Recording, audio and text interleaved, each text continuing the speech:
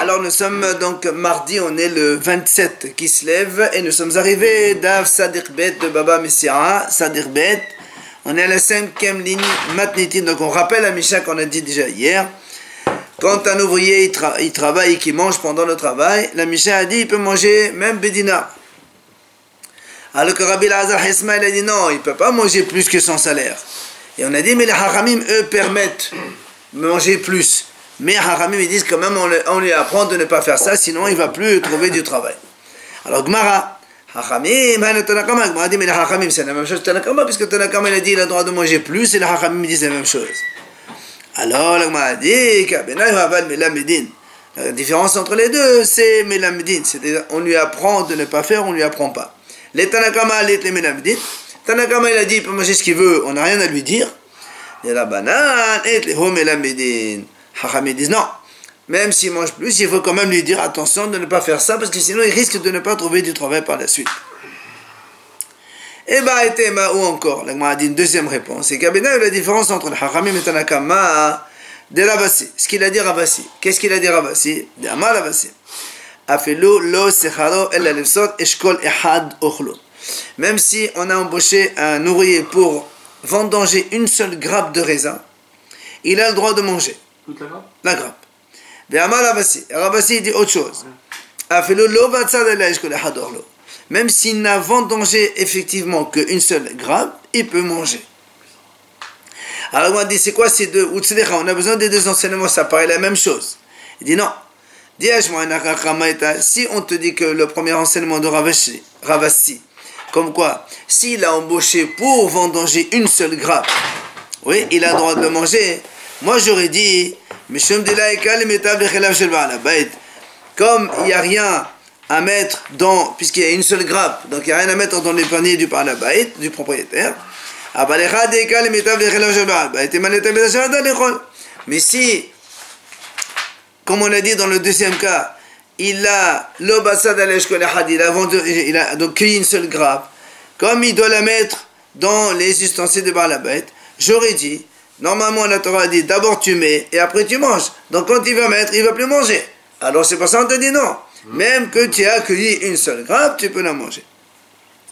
Maintenant, ici on t'apprend donc ce deuxième enseignement, comme quoi s'il n'a vendangé effectivement qu'une grappe, il peut la manger. Parce que, ça veut dire que quand il a vendangé une grappe, peut-être qu'il peut faire encore d'autres grappes. Dans le cas, mais si il ne l'embauche que pour cueillir une seule grappe, donc il n'y aura pas d'autre, et bien là, j'aurais dit dans ces cas-là, il n'a pas le droit de manger. C'est pour ça qu'on t'a appris les deux enseignements de Ravasi. Et bien, Magma a donné une troisième réponse possible, la différence entre Hachamim et Tanakama, et Kabenayo de Rav. Ce qu'il a dit Rav, c'est quoi? Qu'est-ce qu'il a dit Rav? Rav. J'ai trouvé une Megillah, un parchemin dans lequel il a écrit des choses, parce qu'avant on n'avait pas le droit d'écrire la Torah orale, et donc lui il a trouvé, des fois les gens ils ont peur d'oublier, ils écrivent. Qu'est-ce qui a marqué là-bas? Ici Ben Yehuda Omer, ici Ben Yehuda dit comme ça, quand la Torah dit, lorsque tu viens dans le vignoble de ton prochain, tu manges, etc.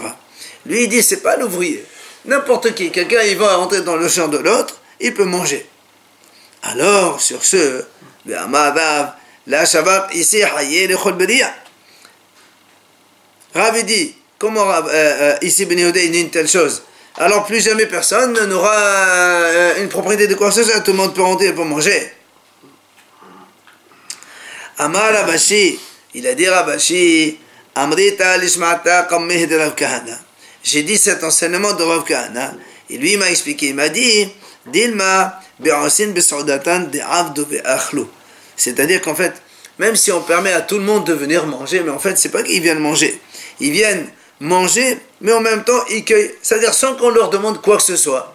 Les gens, ils passent par là, ils veulent manger, qu'est-ce qu'ils font? Pour dire, voilà, je paye ma nourriture avec le travail. Je travaille un peu, je mange.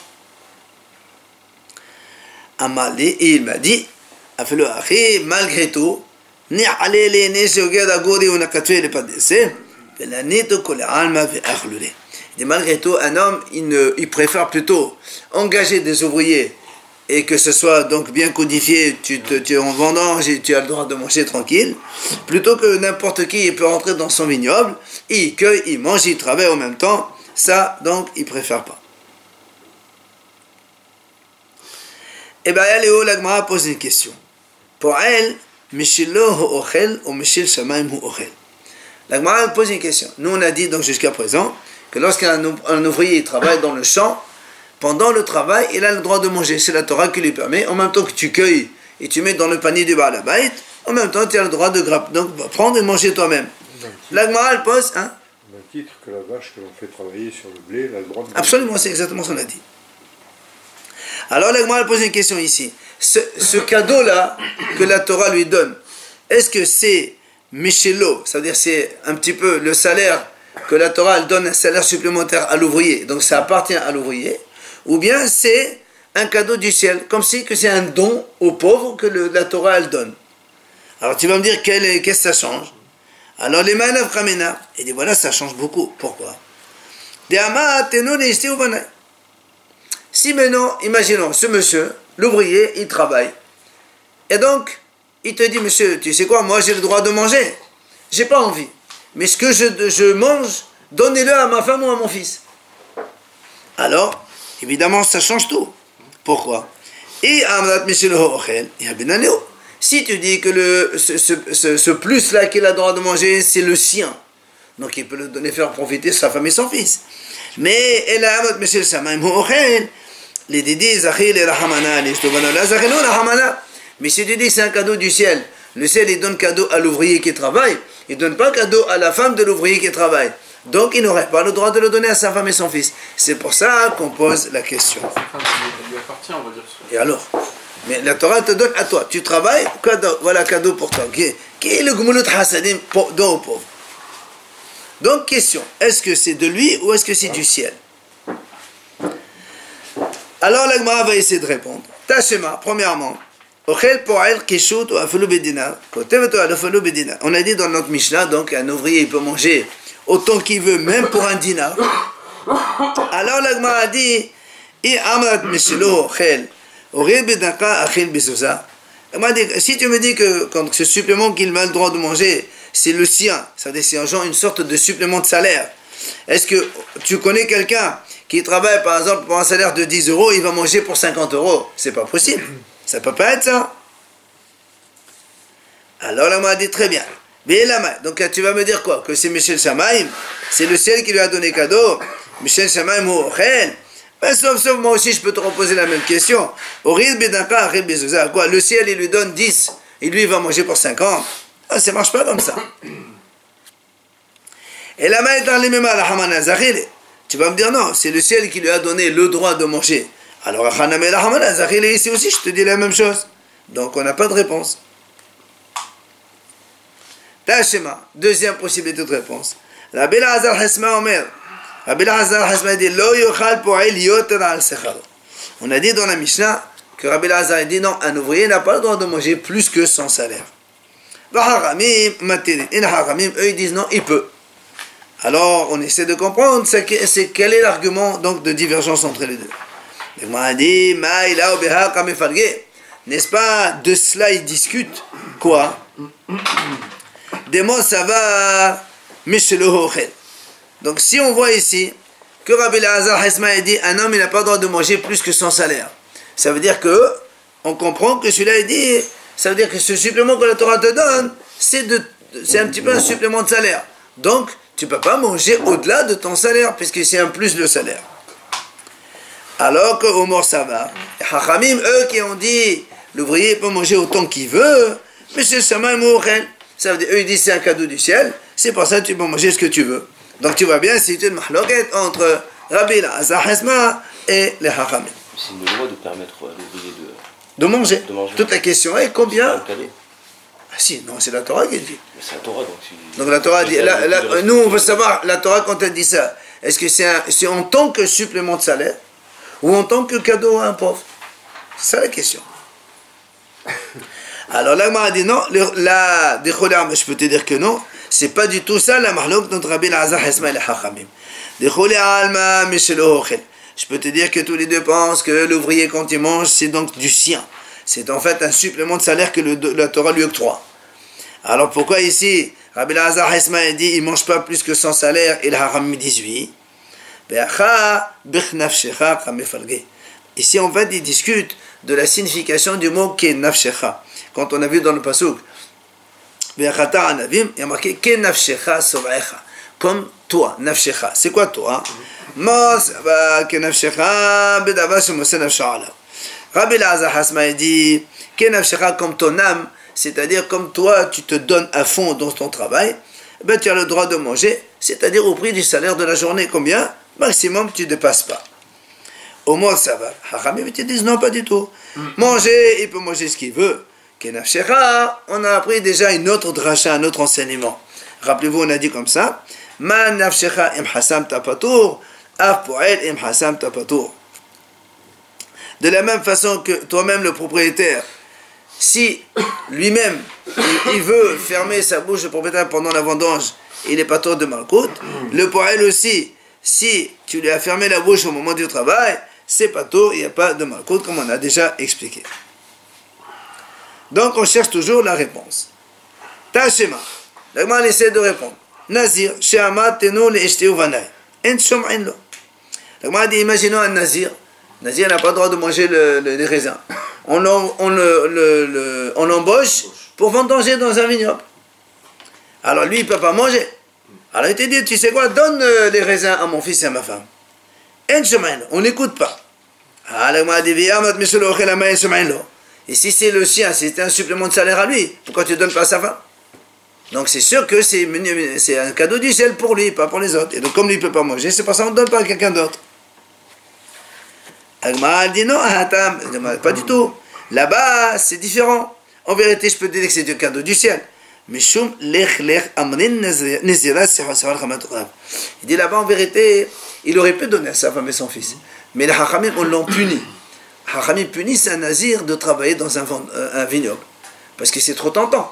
Toi, tu n'as pas le droit de manger. Un nazir, normalement, il doit s'écarter complètement du vignoble. Il ne doit même pas rentrer là-dedans. Et lui, non seulement il rentre, il va vendanger. C'est une punition. Alors on ne donne pas à sa femme ni à son fils. Tashema. La Gemara ramène encore. Là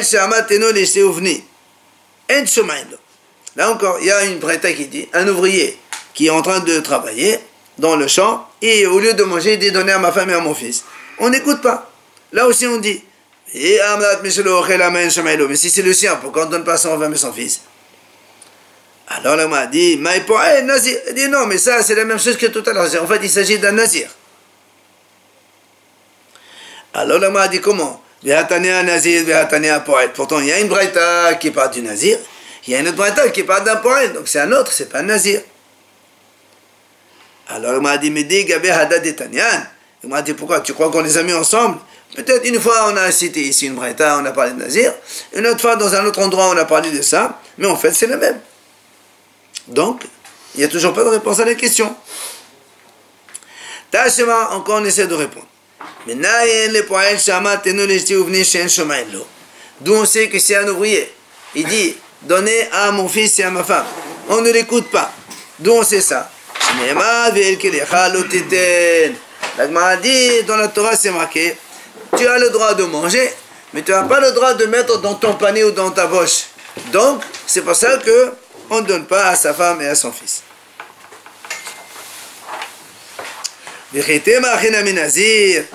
Maintenant, si tu me dis, mais ça aussi c'est le nazir, c'est une punition du nazir, alors la Gemara dit, c'est pas possible. Pourquoi? Parce que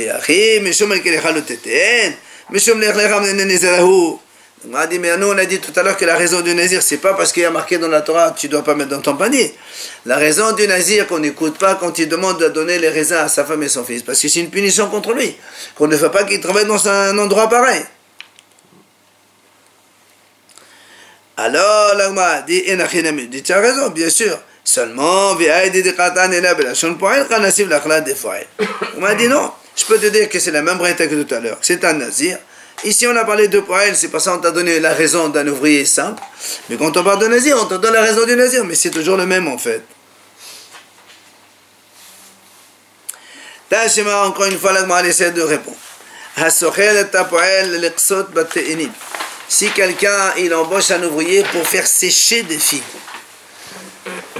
Alors nous on sait que quand on fait sécher les figues, si on veut des figues sèches, donc les figues fraîches, on peut les manger, il n'y a pas encore marasser. Le marasser c'est seulement quand elles deviennent sèches, parce que c'est le but.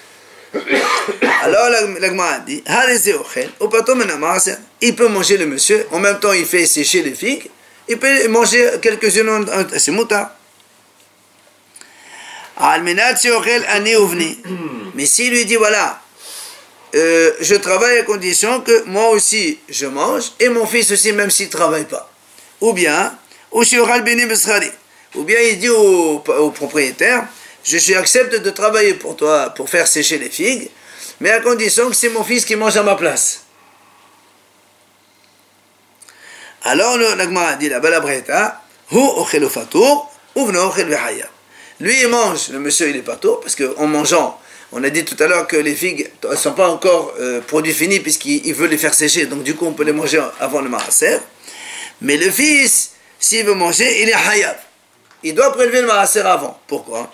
Parce qu'on a dit, comme il dit, quand il lui dit tu donnes à mon fils en échange de moi, c'est comme si qu'il les vend à son fils, c'est comme si une vente. Et la vente, ça rend hayab de marasser. Quoi qu'il en soit, l'Agmara dit si tu dis maintenant l'ouvrier quand il mange, c'est un supplément de son salaire à lui. Alors normalement son fils ici peut manger sans prélever le marasser. Pourquoi tu fais une différence entre lui et le fils? Donc tu vois bien que c'est deux choses différentes. Amar Ravina dit non, je peux te dire que c'est lui, mais ici le fils il doit quand même prélever parce que ça paraît comme une vente. C'est lui qui devait le manger, maintenant il donne à quelqu'un d'autre. Tu changes donc de l'un vers l'autre, c'est comme une vente. Tashema, encore une possibilité de réponse. Rappelez-vous, on a déjà dit ça. Si j'embauche un ouvrier pour travailler dans une plantation, une production de la 4e année. Vous vous rappelez, on a dit quand on plante les 3 premières années des arbres, donc c'est hors là, on n'a pas le droit de les manger. La 4e année, il faut les manger à Yerushalayim. Moi, je ne suis pas à Yerushalayim, j'embauche un ouvrier, il vient pour cueillir chez moi. Il veut cueillir des grenades, des dattes, tout ça, et après, il ne peut pas manger, c'est assourd de manger en dehors de Yerushalayim. Alors il ne mange pas. Ça, c'est quand tu lui as dit. Voilà, sache que j'ai une plantation de 4e année. Maintenant, s'il ne l'aura pas dit, l'autre il vient, il veut manger, il dit stop, tu ne manges pas, c'est 4e année. Il dit comment, tu ne me dis pas? Alors le m'a dit, podé, le propriétaire il est obligé de racheter quelques-uns, des fruits, avec de l'argent, et l'argent il amène à Yerushalayim, et eux, les ouvriers, ils mangent. Maintenant, la m'a dit, si tu dis que c'est le ciel qui donne, et pourquoi tu dis que le propriétaire il rachète? Si c'est du ciel, le ciel il ne peut pas leur donner des choses interdites. Pourquoi on rachète? Alors la Gemara dit non. Il dit parce que là-bas c'est comme on appelle une affaire nulle. C'est-à-dire tu embauches quelqu'un pour travailler, lui il croit qu'il va pouvoir manger, tu lui dis je ne peux pas manger. C'est pas sérieux, c'est la triche quoi. Alors là on m'a dit, si tu me réponds comme ça, alors Emma Sefa, regarde la fin de la Braïta, de la Mishnah pardon. La Mishnah dit là-bas, n'êtes pas sur Igolav, n'êtes pas Haviotao. Si quelqu'un, avant, il faisait des ronds de figues, des figues sèches, il les collait entre elles, ça faisait un rond de figues. Si les figues, elles se sont toutes séparées, alors quand on a un rond de figues, il est évident que c'est déjà, on ne peut pas manger avant de prélever le marasser, c'est évident, parce que c'est déjà un produit fini. Maintenant, imaginons quelqu'un, il a ses figues, elles se sont lâchées, donc elles se sont écartées complètement, séparées. Ou bien, deuxième possibilité, n'êtes pas trop raviotao. Quelqu'un, il a des cruches de vin, et imaginons, parce qu'avant, les cruches, on les fermait avec de l'argile, comme ça, on les laisse fermenter pendant X temps. Imaginons que ça s'est ouvert. Donc, il veut maintenant embaucher des ouvriers, soit pour réattacher les figues, soit pour reboucher les cruches. Or, dans les deux cas, le vin, quand il est dans la cruche, c'est déjà produit fini. On n'a pas le droit donc de boire avant de prélever. Et les figues sèches aussi, puisqu'elles étaient déjà en rond, c'est déjà produit fini. Ouais, mais même si sont détachés. Quoi. Bien sûr. Évidemment, dans ces cas-là, les ouvriers n'auront pas le droit de manger. Maintenant, s'il ne leur a pas fait savoir, il ne leur a pas dit que c'est déjà produit fini. Mais il doit lui-même prélever le maas et il leur donne à manger. Alors,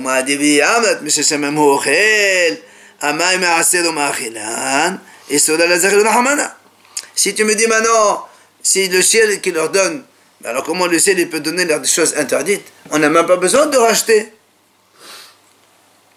Maintenant, enfin, de faire le marasser. Tu vas me dire, mais là aussi c'est une vente nulle, qui est un contrat nul. Parce que je t'embauche pour travailler chez moi. Toi, tu dans ta tête, travailler chez quelqu'un, c'est avoir le droit de manger en même temps. Maintenant, tu me dis, je ne peux pas manger. Donc, il y a une erreur, il y a une ruse dans le contrat, donc le contrat il est nul. Alors, l'Agma a dit, si tu me réponds comme tout à l'heure, je peux te dire, c'est pas pareil. Pourquoi? Bishama n'est pas sur Igolav, mais c'est qui me cartote. Tu me dis les ronds de figues. Quelqu'un, tu dis quelqu'un, voilà, je t'embauche. J'ai des figues sèches, je veux que tu les ramasses pour que ça soit des ronds. Et lui, il n'est pas censé qu'au début c'était déjà des ronds, ils se sont séparés. Moi, j'appelle quelqu'un, je dis, viens me les coller. Donc, quand on les colle, avant de devenir rond de figues, lui, il croit qu'il peut manger parce que c'est pas encore produit fini. L'autre, il dit, non, monsieur, tu peux pas manger. C'était déjà des ronds, ça c'est séparé, alors tu peux pas manger. Ça, c'est contrat nul parce qu'il y a erreur dans la formulation. Mais elle n'est pas toravée autant. Ma mère a entendu cas. Elle m'a dit, quand j'embauche quelqu'un, je dis, voilà, tu sais, j'ai des cruches de vin, le bouchon ici ouvert, viens me le recoller. Tu sais très bien que quand le vin il est dans la cruche, c'est déjà produit fini. Alors qu'est-ce que ça veut dire? Tu dis mekatot, il n'y a pas de mekatot ici. Tu sais très bien que le vin dans la cruche, il est déjà hayam maaser. Tu sais que tu ne vas pas boire de toute façon. Alors comment ça se fait que dans la Mishnah on a dit il doit quand même prélever lui donner à boire? Pourquoi tu donnes à boire? Tu sais très bien que tu ne peux pas boire, c'est redevable de maaser. Alors la Gemara répond à Malav Sheshat, ce n'est pas ton habiota ou la bord. Il dit non, parce qu'ici en fait les cruches elles se sont ouvertes mais elles se sont vidées dans la cuve. Là où il y a la cuve, quand on pressait le vin, elles se sont transvidées là-bas. Alors quand c'est dans le vin, dans la cuve, il dit, c'est pas encore maaser. Alors tu me dis, viens remplir et boucher, allez, moi je peux boire. Ah, l'Agma a dit, mais pourtant, Vehatania, Yain Meshiré de la bord. Il dit, pourtant la Breta a dit, le vin, dès qu'il descend dans la cuve, on ne peut pas boire, il faut enlever le maaser d'abord. Donc c'est pas à faire truquer, tu sais très bien ce que tu vas faire. Alors la Gemara lui répond que Rabbi Akiva. Là-bas, nous on pense comme Rabbi Akiva. Rabbi Akiva dit non. Rabbi Akiva il dit même quand le vin il est dans la cuve, c'est pas encore maaser. Quand est-ce que maaser? Après que le vin il fermente dans la cuve et quand le vin il repose, il y a la lie, comment on appelle ça, les corps de raisin et les pépins ils remontent à la surface. On enlève tout ça. Après on peut boire, donc c'est après que c'est maaser. Et donc eux, ils vont lui dire, nous on ne savait pas, on croyait que quand il nous a dit venir dans la cuve et remplir les cruches, on croyait qu'il y avait encore toutes ces saletés-là, et que donc c'est pas encore produit fini, et on a le droit de boire un petit peu. Nous on vient, on trouve que c'est tout propre, alors tu nous as trompés. La m'a dit, mais attends, lui aussi il peut leur dire, monsieur, moi je vous ai dit venir dans la cuve pour remplir les cruches, qui vous a dit que s'il y avait, peut-être que moi j'ai déjà enlevé toute la lie dessus. Pourquoi vous voulez croire qu'il y a encore les choses dessus? La réalité c'était que la cruche s'était déjà vidée dans la... Exactement. Elle m'a dit, parce qu'on est ici dans le cas où ce sont les ouvriers qui remplissent les cruches, c'est eux qui enlèvent les saletés qui à la surface. Donc c'est là où, quand eux ils viennent Et on dit, venez travailler dans la cruche. Il voit que c'est déjà tout propre. Il dit, monsieur, tu nous as trompés. Nous, on croyait qu'on allait pouvoir boire un petit peu parce que c'est encore, on sait que normalement il y a encore la saleté dessus pour enlever toute la chose à la surface. Maintenant, on voit que c'est tout propre, il n'y a plus qu'à les mettre dans les cruches et donc c'est redevable de maaser. Nous, on ne peut pas, tu nous as trompés. Et la Gemara rajoute quand même, Rav Zavid, il a enseigné Bedvé Rabbi Yoshaya dans la Braïta de Rabbi Yoshaya. Il y a une autre version qui dit, selon Tanakama, le vin, quand est-ce qu'il est Haïv Maaser, dit qu'il descend dans la cuve, et on enlève aussi les saletés. Mais, Rabbi Akiva Omer, Rabbi Akiva lui dit non, dès que tu les mets dans les cruches, et ils fermentent dans la cruche, après tu enlèves les saletés qu'il y a dans la cruche. C'est comme ça qu'on fait. Alors, dans ces cas-là, le thème de là n'est pas trop habitué d'abord, alors là, tu n'as même pas besoin de dire que les cruches se sont vidées dans la cuve. Tu peux très bien dire que les cruches se sont ouvertes tout simplement. Et j'embauche quelqu'un pour les fermer. Eux, ils croient que si c'est pour fermer, normalement, il y a encore les saletés sur la cruche. C'est moi qui donc, les enlève avant, pour que ça devienne pour définir. Donc je peux boire un petit peu. Mais quand je vais voir maintenant que c'est déjà tout propre, je te dis, monsieur, tu m'as trompé. Alors, la Gemara dit, la Gemara dit, le monsieur il peut dire, mais quand même vous pouvez vous rendre compte peut-être que dans les cruches que je vous amène, donc je vous embauche pour remplir, c'est déjà tout propre, et vous venez juste pour boucher, parce que c'est ce qu'ils ont trouvé en fait. Alors la Gemara répond, la Gemara dit non, parce que là on est dans un endroit où le monsieur qui va boucher la cruche, c'est comme ça normalement, c'est lui qui doit enlever les saletés qu'il y a à la surface. Donc quand eux ils viennent, ils trouvent qu'il n'y a rien, que c'est tout propre, parce qu'en fait ça s'était déjà bouché avant, maintenant ça s'est ouvert, ils vont lui dire, monsieur, tu nous as trompés.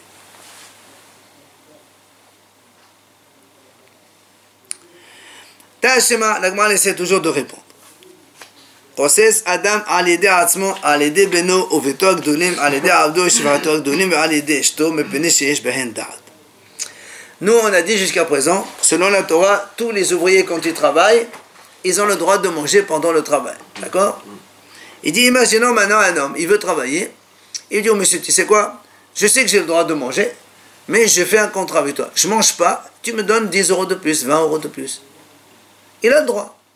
La Mishnah a dit, pas seulement lui, s'il amène son fils grand, ou sa fille grande, ou sa femme, ou ses serviteurs grands, ou servantes grandes, il lui dit, monsieur, voilà, je te laisse pour travailler, mais eux, ils ne mangent pas, et tu me donnes un supplément de salaire. Au lieu de 20 à 30 euros la journée, tu rajoutes 5-10 euros, je ne sais pas combien c'est. La Mishnah a dit là-bas, c'est mouta. Aval, la Mishnah a dit, et non koses, lo alede beno v'toch tanim, lo alede avdo shvator tanim, lo alede behemton peneshen behen da'at.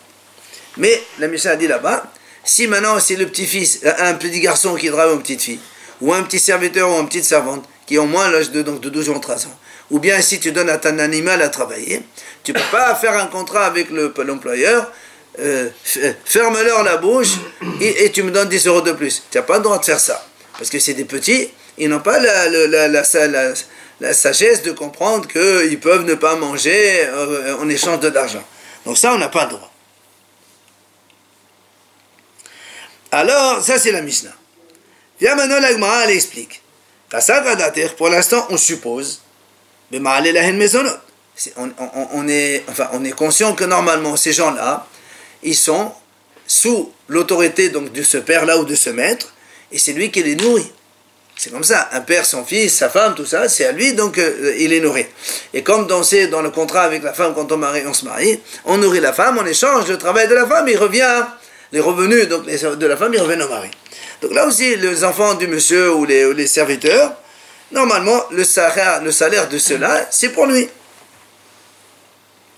Alors on m'a dit, si tu me dis que quand l'ouvrier mange, c'est le ciel qui donne cadeau, je comprends que c'est pour cette raison il n'a pas le droit de faire un contrat pour les petits. Parce que Minashamayim, le ciel il leur donne droit à eux, toi tu ne peux pas venir le prendre. Et là, mais si tu dis que le supplément il appartient à l'ouvrier ou celui qui travaille, c'est lui-même un supplément de salaire. Puisque le père. Prenons le cas le père et le fils qui a 10 ans. D'accord? Le salaire du fils. Quand le fils il a 10 ans, il travaille. L'argent, il va à qui? Chez son père. Pourquoi? Parce que son père, il le nourrit. Alors dans ces cas-là, même s'il prend un salaire de plus pour ne pas manger, pourquoi on ne peut pas le faire? C'est la même chose. Tu dis, au lieu de donner 10 euros et le petit, il mange, donne-lui les 12 euros et il ne mange pas. Puisque de toute façon, le salaire, il est à lui. Donc il peut le prendre. Alors la Gemara répond, on a dit, ici on parle qu'en fait, le père ne donne pas à manger à cela. Oui. Ça veut dire, chacun il se débrouille, il travaille, il mange, il se suffit, donc ils sont indépendants. Ah, là, on m'a dit, dans ces cas-là, alors pour les grands, tu as dit, et il fait travailler le grand, et le maître, il lui dit, voilà, on fait un contrat, le grand, il travaille, et il ne mange pas, et tu me donnes le supplément. S'il ne donne pas à manger, le salaire, il ne va pas chez le père non plus. Alors, là, on m'a dit, non, il dit non, parce que les grands, ils savent. Mais il parle un grand, il a le pouvoir de pardonner. D'accord, donne-moi à mon père, c'est pas grave. Il peut dire comme ça, mais je ne mange pas, et donne-moi à mon père, c'est pas grave. Ah, là, m'a dit, pourtant, on a vu, Rabbi Shaya a dit, donc un homme, il a le droit de faire un contrat pour ne pas manger et prendre de l'argent en plus, pour lui-même quand il travaille. Ou bien quand sa femme a un travail.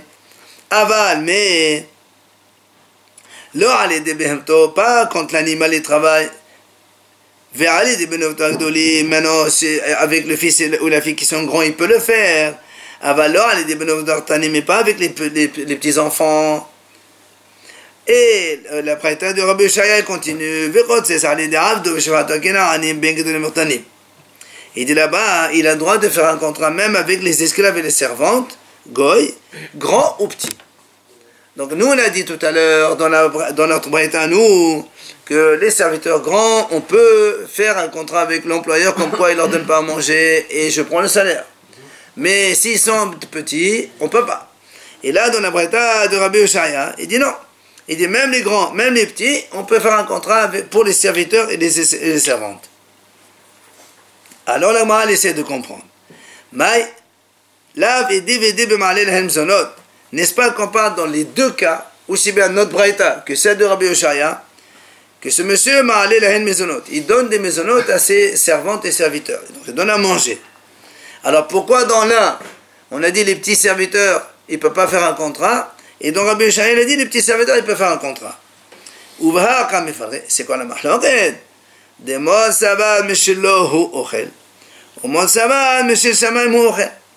Il pense, Meshelo hu ochel. C'est le sien. Comme c'est le sien, c'est pour ça qu'il a le droit de dire.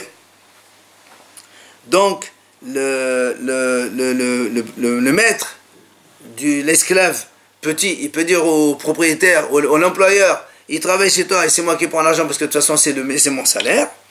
Mais Rabbi Oshaya qui a dit, ça c'est Rabbi Oshaya, mais notre braïta nous qui a dit que le serviteur petit, on ne peut pas faire un contrat, parce que lui, Michel Shamaim Mourel, lui il pense que c'est Michel Shamaim. Comme c'est le Shamaim, donc c'est le ciel qui te donne ça, donc tu ne peux pas remplacer ça par de l'argent et toi tu prends l'argent à la place. Donc tu vois bien, c'est une mahloket entre Tana, notre Tana et c'est le Rabbi Oshaya. Alors la m'a dit là, non, c'est pas ça la mahloket. En vérité, tout le monde pense que quand l'ouvrier mange, c'est son supplément de salaire à lui. Et donc il peut en disposer comme il veut. Alors pourquoi nous on dit que le petit serviteur, donc on ne peut pas faire un contrat pour lui?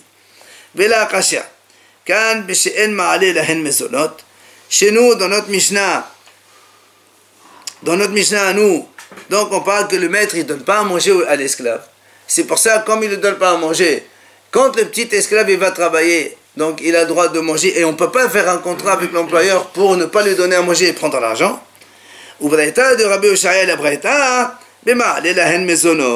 c'est parce qu'il le donne à manger. Du coup, je peux faire un contrat avec l'employeur pour ne pas lui donner à manger, parce que c'est moi qui le donne à manger. Alors, la Gemara dit, donc, en quoi tu as établi? quand on a fini de répondre maintenant, on a répondu que la braïta de Rabbi Shaya, elle parle, pourquoi j'ai le droit, même avec un esclave petit, je dis à l'employeur, il travaille chez toi, tu ne lui donnes pas à manger et tu me donnes le supplément de salaire, parce que ma'aleh lahen mezonot, je le donne à manger à ses serviteurs. C'est Michelot ça. Hein? C'est Michelot alors, ça veut dire. Non, on a dit Michelot, tout le monde dit Michelot. Tout le monde dit Michelot, c'est pas le Mahlouk de pas Michelot, Michel Shamaim. Tout le monde dit Michelot, j'ai le droit de manger, c'est le mien, c'est mon supplément de salaire. Alors pourquoi dans la Braïta, on dit, on peut faire un contrat pour les petits et dans la Mishnah, non? Parce que dans la Braïta, on dit que Ma'aleh lahen mezonot, le monsieur, il donne à manger à son esclave. Et donc, comme il donne à manger à son esclave, alors, c'est pour ça qu'il peut faire contrat avec l'employeur. Alors, l'Agma a dit, si c'est comme ça, alors pourquoi tu dis, ses enfants, à lui, petit, il ne peut pas faire ça? Vous avez vu la différence? Lui, il a dit, les esclaves petits, je peux dire à l'employeur, ne leur donne pas à manger et je prends l'argent. Mais mes enfants petits, j'ai pas le droit. Mais si tu dis que je leur donne à manger, que ce soit mes enfants ou les serviteurs, c'est la même chose. Et l'Agma répond non, c'est pas pareil. Pourquoi? Il dit parce que la souffrance qu'un enfant il a, quand il est en train de travailler, il ne mange pas, ça fait de la peine. Tu travailles, tu vois la chose, tu ne la manges pas. Ça, quand il s'agit d'un esclave goy, c'est pas mon problème. Mais quand il s'agit de Beno Veto, ton fils et ta fille qui sont devenus Israël, la Torah ne te permet pas de faire ça. Donc c'est pour ça que pour les petits, tu n'as pas le droit de faire ce contrat avec l'employeur. Maintenant, la Gemara revient donc à la réponse qu'on a dit. Rappelez-vous, dans notre Mishnah, on a dit que on n'a pas le droit de faire un contrat pour les petits esclaves. C'est-à-dire un petit esclave, quand il travaille chez quelqu'un, je ne peux pas dire à ce quelqu'un, ne le laisse pas manger et tu me donnes l'argent. Alors on a dit pourquoi? Parce que parce que le propriétaire, le monsieur, il ne leur donne pas à manger. Comme il ne leur donne pas à manger, tu ne peux pas prendre l'argent de ce qu'eux ils travaillent là-bas en échange d'argent. Enfin, tu le prives de l'argent. Alors on m'a dit, cette réponse, Haniha liman de amar en alav yachol lomar le'abed aseh mi venezancha shapir. Donc on m'a dit, toi tu as dit que le maître, il ne donne pas à manger à l'esclave. Il dit ça c'est valable pour un hacham, parce que nous on a une discussion. Est-ce qu'un maître, il a un esclave, il peut lui dire, écoute, tu travailles avec moi, mais je ne te nourris pas. Débrouille-toi pour manger. Là-bas, donc, celui qui dit ça, ça marche avec notre réponse. Évidemment, parce que nous on a dit ici, on parle de quelqu'un qui ne donne pas à manger à son esclave. Ok? Il ne peut pas dire, pardon. Non, nous on a dit comme ça. Le haram qui dit que le maître ne peut pas dire à son esclave, travaille et je ne te nourris pas. Ça veut dire, il est obligé de le nourrir. Alors comme ici, s'il ne nourrit pas, donc c'est pour ça que quand il travaille, il peut manger.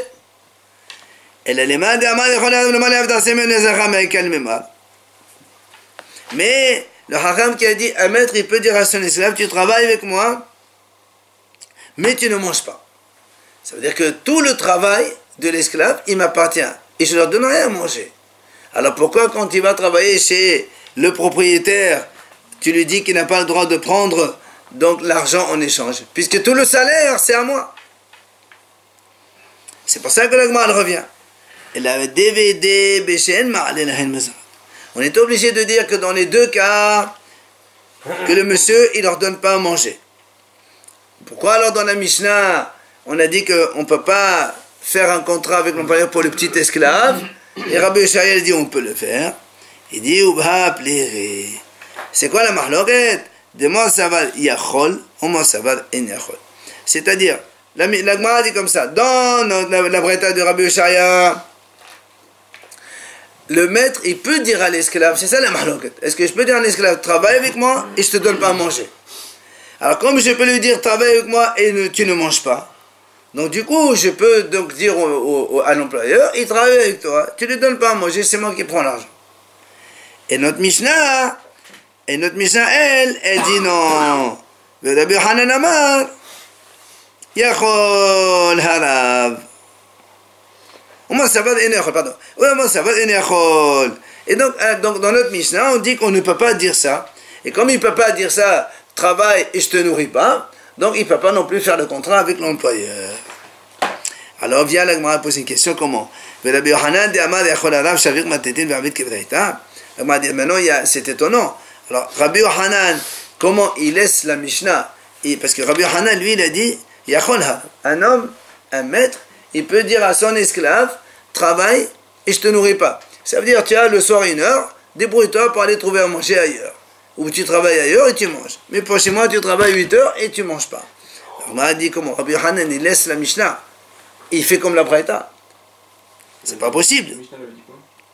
La Mishnah a dit En yachol. On a dit En yachol. Il ne peut pas dire ça.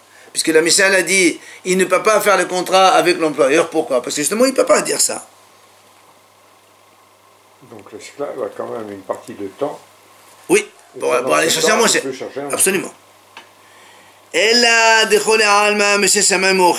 C'est pour ça l'Agma a dit on revient. C'est-à-dire dans tous les cas, tout le monde pense que Michel Shamayim Ochel. L'ouvrier quand il mange, c'est un cadeau du ciel. Chaque fois qu'un ouvrier va travailler, et la Torah lui a dit tu peux manger, c'est un cadeau du ciel. Alors, pourquoi on ne dit pas c'est un esclave à mi-temps? On s'en fout de ça. Voilà ma cassis. On s'en fout de ça. Et donc, comme c'est Michel Shamayim, tu ne peux pas faire un contrat avec un employeur, tu lui dis voilà, monsieur, je suis là, il travaille avec toi, tu ne donnes pas à manger. Monsieur, c'est pas toi ça. Que ce soit ton fils, ta femme, un col, tu ne peux pas être cassis.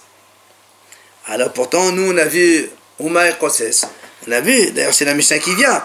Kosses Adam a l'idée Asmo. Et comment Rabbi Yishael a dit Kosses, tu fixes un salaire avec, on échange de la nourriture. Il dit Uma et Kosses d'Amar Rabbi Yishael, Mezonot. C'est-à-dire quand on a dit Kosses, c'est pas tu fixes avec lui combien il travaille chez toi. Et au lieu de lui donner à manger, tu me donnes le salaire. Puisqu'on a dit, on n'a pas le droit de faire ça. Alors, c'est quoi le mot kosses? En fait, maisonnote. C'est quoi maisonnote? C'est-à-dire qu'en fait, le propriétaire, qu'est-ce qu'il fait? Il dit à l'employeur, il dit, voilà, mon ouvrier va venir travailler chez toi. Mon esclave, par exemple. Moi, je vais lui donner un bon repas avant de venir. Comme ça, il n'aura pas faim pendant le travail. Et en échange, tu lui donnes un supplément. C'est ça, kosses. C'est pas comme on a compris au début.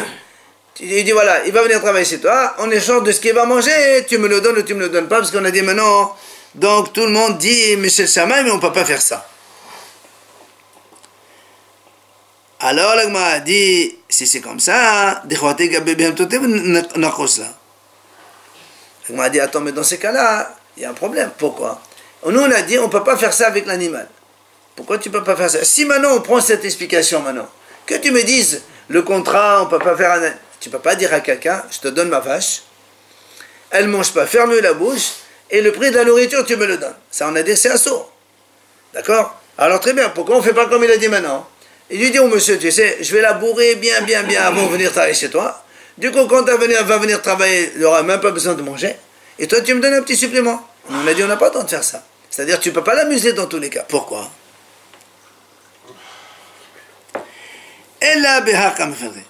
Donc finalement, comme on n'arrive pas à résoudre le problème, on va finir, donc la Gemara finit comme ça. La mahlok, en vérité, c'est ça la mahlok. La question qu'on a posée au tout début, est-ce que l'ouvrier quand il mange, est-ce que c'est Méchélo, est-ce que c'est un supplément de salaire de lui-même qu'on lui offre, et donc il peut en faire ce qu'il veut, ou bien Michel Shamayim, ou bien c'est le ciel qui lui donne, et donc c'est ce que pour lui tu ne peux pas faire en disposer comme tu veux. C'est exactement ça la mahlok en fait. Elle a behak mefaré. Des mots savan mishelo ochel. Au mot savan mishel shamayim ochel. Donc la Braïta, elle pense que puisque Rabbi Yishael a dit, on peut fixer le salaire pour un petit esclave, parce qu'il pense que lui mishelo ochel, c'est donc mon salaire à moi. Donc quand c'est mon salaire à moi, je te donne mon esclave pour travailler. L'esclave, le salaire de l'esclave, il me revient. Donc je peux faire des conditions. Tu le fais travailler, il ne mange pas, et tu me donnes un salaire supplémentaire. Et notre Mishnah, au mois de Sabbat, mais c'est Shamayim Ochel, la Mishnah, elle qui a dit, qu'on ne peut pas faire ça, un contrat pour un petit esclave qui travaille, parce que la Mishnah, elle pense, elle, Michel Shamayim Ochel. C'est Hachem qui te donne donc un don pour toi. Et donc si l'ouvrier, le petit esclave, il va travailler là-bas, tu ne peux pas lui enlever ça de sa bouche, puisque la Torah lui donne un cadeau à lui pour manger et pas autre chose. Donc c'est ça la marloquette entre la braïta de Rabbi Shaya et notre Mishnah.